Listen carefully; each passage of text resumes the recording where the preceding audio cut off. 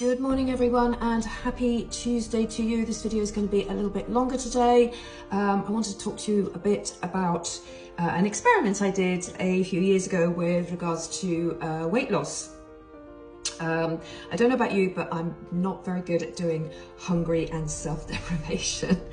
And so I had done previous experiments before with seeing, how the power of the mind could have an effect on the body through focusing and visualization and stuff like that. So I was just like, oh, I wonder if by any chance, let's give it a try, if I could visualize myself slimmer. And I was like, this would be a really interesting experiment. My whole life's been an experiment, basically. As Helen Keller says, life is an adventure or nothing. And so I literally went onto Google and I just put weight loss through visualization. And I came across this website, and I can't even remember the name of the guy.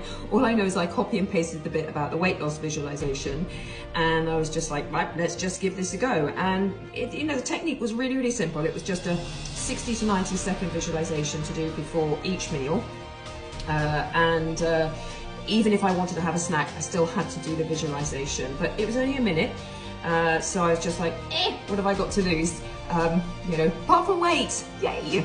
So basically I just started doing it. The whole idea was 21 days, stop for 7, repeat 3 times. So I was like, okay, how difficult can that be? So it wasn't difficult at all. I had a couple of false starts, I'm going to admit, and then eventually I was just like, right, am I going to do this or not? So I started first 4, 5, 6 days, no difference whatsoever. I was just like, whatever, just keep going, because I am a very persistent person. When I make a promise to myself to see something through, I see it through. That's maybe one of my greatest attributes, I don't know.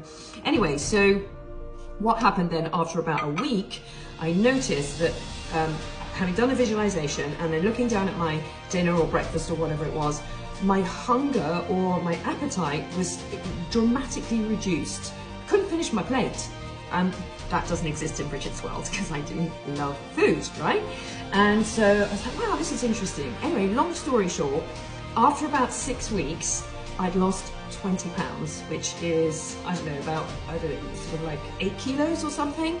I melted. In fact, it was so powerful that in the end, I had to stop, because I was just getting thinner and thinner, and I was like, oh my God, okay, well, this is great, but at the end of the day, I think I've got to where I want to be. And this just goes to show how the mind controls everything, including our bodily functions and including our weight.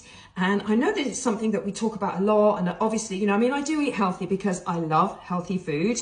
I've got my little pumpkin seeds here today, and I eat fruit in the morning and stuff like that. But, I like treats too, and I don't want to be just counting all the time and being really, really hard on myself.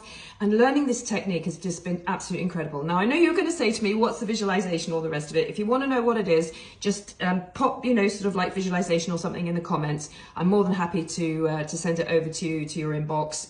If you're following me, and if you're not, you can follow me on Instagram and I'll DM it to you over there. So it's really simple. But as they say, the things that are easy to do are sometimes the things that are easy not to do.